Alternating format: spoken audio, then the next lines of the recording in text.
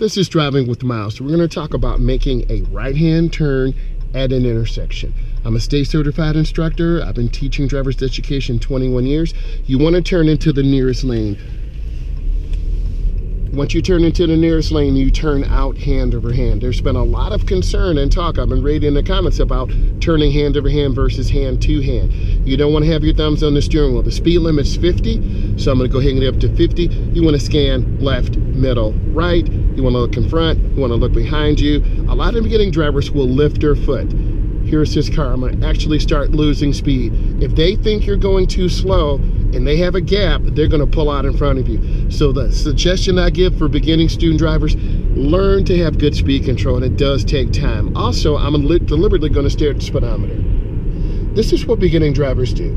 They stare at the speedometer. They don't look at the road. Look up and aim high. Next tip. A lot of beginning drivers stop at the last second. So what I'm going to do, I'm going to try to stop at the last second. That's what beginning drivers do. You will scare your instructor and scare your parents. Slow down sooner, have more room. Take your time. So you always want to look, and there's going to be a teachable moment that's going to come up in a moment. So I'm taking my time, adjusting my mirrors. I'm looking left, looking right. The school bus. By state law, they have to stop at railroad tracks. When you take your DMV test or road test, you need to scan left and right before you go over the railroad tracks. Patience is a virtue. I don't need to cut over and cut the bus off. It's not even about that. Be patient. Take your time. And when you get to the railroad crossings, look, because sometimes these gates don't work. The best thing I can tell you also is being patient.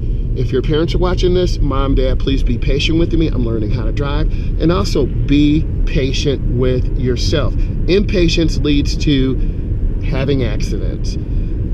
Give this a thumbs up if you like the content, and if you really want to learn how to drive and get information, subscribe to Driving with the Myles. Thank you.